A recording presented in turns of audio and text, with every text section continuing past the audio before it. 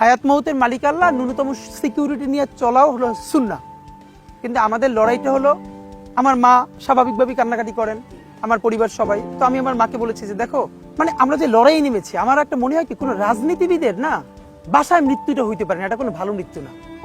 যিনি রাজনীতি করেন, যিনি লড়াই করেন, যিনি বিপ্লবী, যিনি সংগ্রামী, তার মৃত্যুটা হবে একটা সংগ্রামের মধ্য দিয়ে, একটা রাজপথে, একটা গ্লোরির মৃত্যু। আমি তো ভীষণভাবে প্রত্যাশা করি, আমি ছোটবেলা থেকে এই স্বপ্নটা দেখি, অনেক জায়গায় বলেছি, একটা তুমুল মিছিল হচ্ছে অন্যায়ের বিরুদ্ধে, সেই মিছিলের সামনে আমি আছি, কোনো একটা বুলেট এসে আমার বুকটা হয়তো বিদ্ধ করে দিয়েছে, এবং সেই মিছিলে আমি হাসতে হাসতে আমি শহীদ হয়ে গেছি।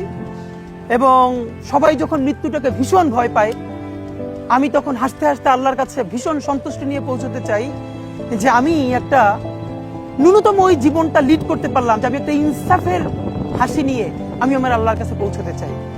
সুতরাং আগামী 50 বছর বাঁচলাম, কোনো ইম্প্যাক্ট তৈরি হলো না আমার দিয়ে, দেশের জন্য, রাষ্ট্রের জন্য, উম্মার জন্য, জাতির জন্য।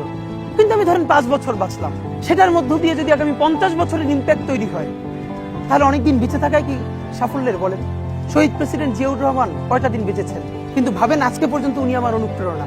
হাঁটতে হাঁটতে আমার পা ফুলে যায়, আমি, আমার টিম, সেদিনকে ব্যাগের মধ্যে জুতো নিয়ে তারপরে একটা শপিং মলে ঘুরছিলাম, মানে পা ফুলে গেছে, পা জুতোয় ঢুকাতে পারছিলাম না। তো জিয়াউর রহমানের একটা ওনার গল্প মনে পড়ছিল, যিনি মাইলকে মাইল যখন হাঁটতেন, ওনার সাথে স্টাফদের পা ফুলে যেত, কিন্তু ওনার তো আর্মি ট্রেনিং আছে।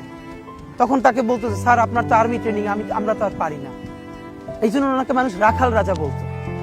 তা আমরাও সারা বাংলাদেশের 56,000 বর্গ মাইলে হাঁটতে চাই, আমরা ইনসাফের চাষাবাদ করতে চাই, একটা স্বাধীন সার্বভৌমত্বের সততার বাংলাদেশ তৈরি করতে চাই।